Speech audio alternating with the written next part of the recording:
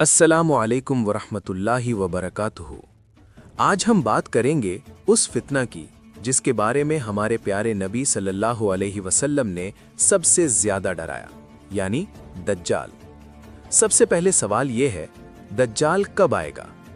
इसका सही वक्त किसी को मालूम नहीं। ये इल्म सिर्फ अल्लाह ताला के पास है।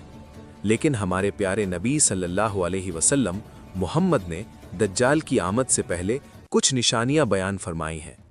हदीस मुबारका में आता है कि क़यामत से पहले फितनों का दौर होगा, झूठ आम होगा, लोग दीन से दूर होते जाएंगे और दुनिया की मोहब्बत दिलों पर गालिब आ जाएगी। ऐसे हालात में दज्जाल ज़ाहिर होगा। नबी सल्लल्लाहु अलैहि वसल्लम ने फरमाया कि हज़रत ईसा अलैहिस्सलाम आसमान से नाजिल होंगे और दज्जाल को कत्ल करेंगे। ये वाक़या शहर लुड मौजूदा फ़लस्तीन के करीब पेश आएगा। दज्जाल का फितना बहुत बड़ा होगा। वो लोगों को धोखा देगा, झूठे मौजज़े दिखाएगा और बहुत से लोग उसके फ़रेब में आ जाएंगे।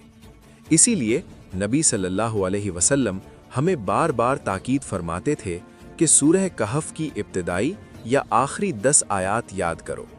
हर नमाज में दज्जाल के फितने से पनाह मांगो। याद रखें, दज्जाल का आना यकीनी है, लेकिन उसका वक्त मुतय्यन नहीं। असल तैयारी तारीख जानने में नहीं, बल्कि अपने ईमान को मजबूत करने में है। अल्लाह हमें दज्जाल के फितने से महफूज फरमाए, आमीन। अगर आपको ये वीडियो मुफीद लगी हो तो हमारे चैनल को ज़रूर सब्सक्राइब करें, लाइक करें और शेयर करें, ताकि ये पैगाम ज़्यादा से ज़्यादा लोगों तक पहुँच सके।